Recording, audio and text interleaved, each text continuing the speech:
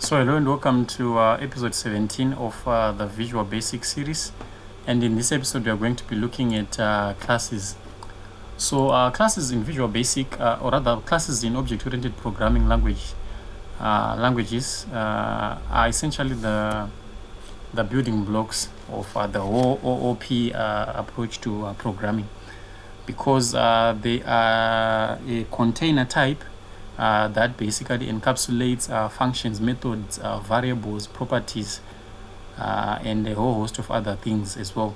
So classes are extremely useful for programmers because they make the task convenient and fast. For instance, you tend to enjoy benefits of modularity, code reusability, maintainability, and even code readability as well.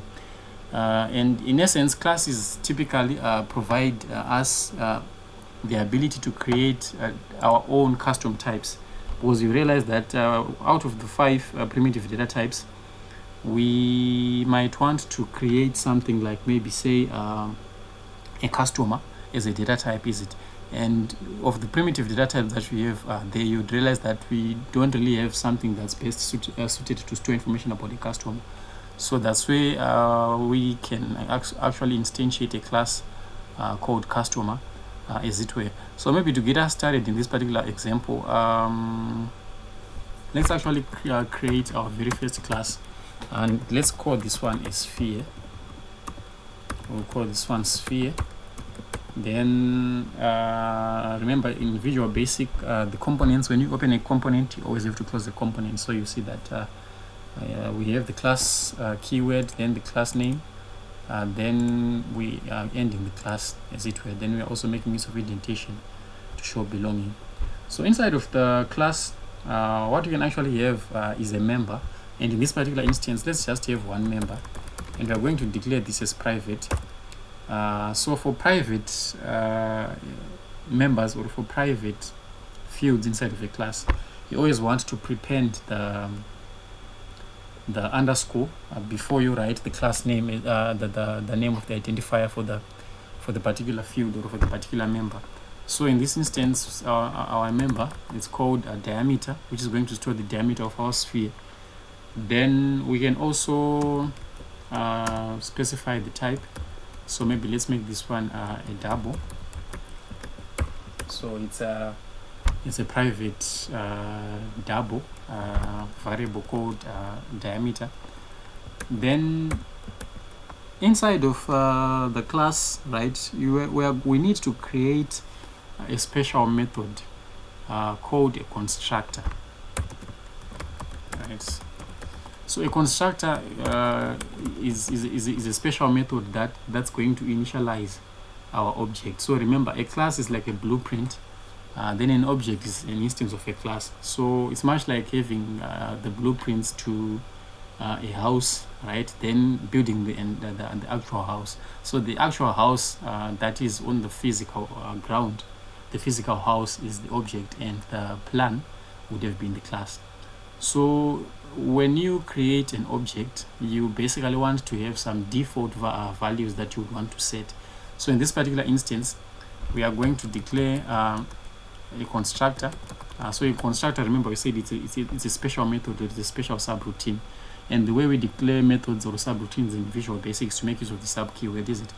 And then the name for the constructor for a particular class is always going to be new, right? So that way Visual Basic is going to know that this is the constructor. So whenever you have a special method or a subroutine called new inside of your class, that in essence is going to become the constructor for your class. So what we want to do is, when we create an object, we want to set the diameter d. I'm just going to call it d, or actually maybe I would just call it diameter, the full form, diameter. Then I'm also going to declare it as a double, right?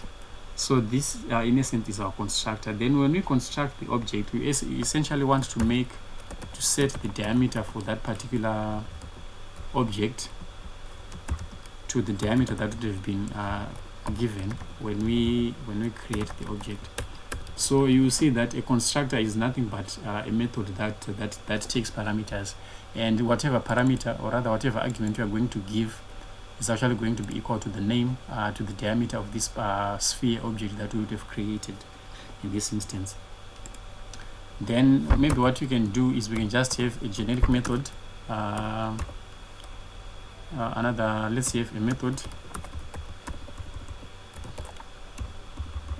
rather it's called a subroutine in Visual Basic. The reason why I often call them methods is because I'm more of a Java programmer than anything else really.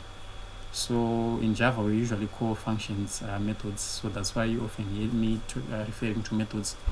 But methods are just subroutines, in other words. So a subroutine to display information about the sphere object.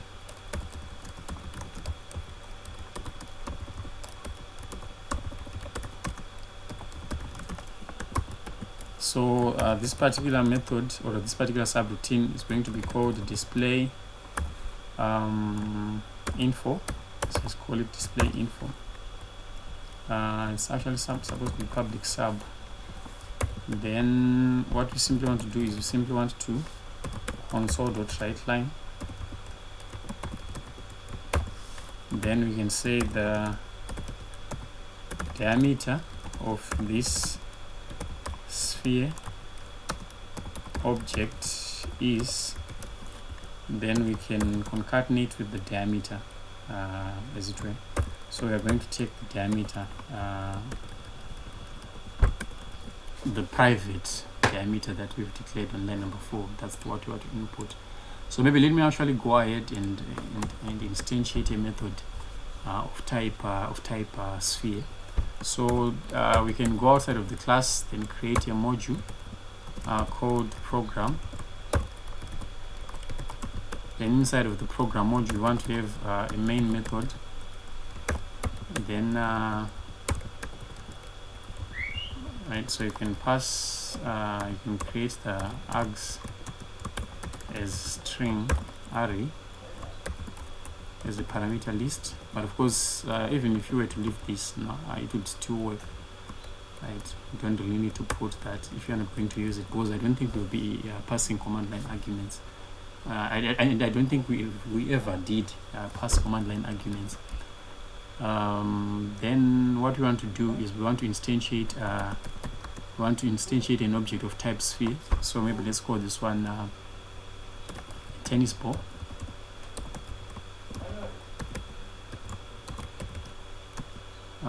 Then it's as new sphere. So when you create an object of type sphere, you actually need to make use of the constructor. So the way to invoke the constructor is to make use of the new keyword. Then maybe let's say the tennis ball is about 10.5 centimeters in diameter, or maybe 5.5, right? Then we can also declare another, maybe let's just declare a basketball object, or rather a basketball sphere. Then we can set the basketball would definitely be much bigger. So maybe let's say it has a diameter of 25.6 centimeters. Right. So on line 20 and on line 19 and line 20, we've actually instantiated two objects of type sphere. One is called a tennis ball and the other is called a basketball. Then what we can do is we can just go ahead and say tennis ball dot display info. Right. Then we can also do the same thing for the basketball. So dot display info. Right. Then we can go ahead and run this code and see what we have going on. So just waiting for the console window to pop up, and there it is. So you see that it says here that the diameter of this sphere object is 5.5, is it? And the diameter of this sphere object is 25.6. So I want you to notice the logic behind this code, right? Between lines 3 and lines 15, we created the sphere class, and we gave the sphere class a private field or rather a private member called diameter, is it? And inside of this diameter, right, we've made it so that any object that you are going to create of type sphere, you need to specify the diameter. And we did that by creating a constructor for the sphere class. And this constructor takes diameter, the diameter of your particular sphere object, is it? And is going to set that diameter that you've given as the overall diameter for that particular sphere. Then here we have a subroutine that also belongs to this class, right? So this display info subroutine right here is essentially available to any sphere object that we create. And inside of between line 17 and line 24, what we did is we created this module and then this sub routine called main. Remember, main is the entry point for any Visual Basic program that you're going to write. So when the VB compiler runs the code, it's always going to look for this main method.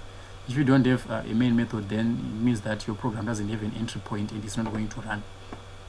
And you can also have yeah, I think for the most part we just be dealing with a single main method, right? You always want to make sure that you have at least one main method inside of your Visual Basic programs.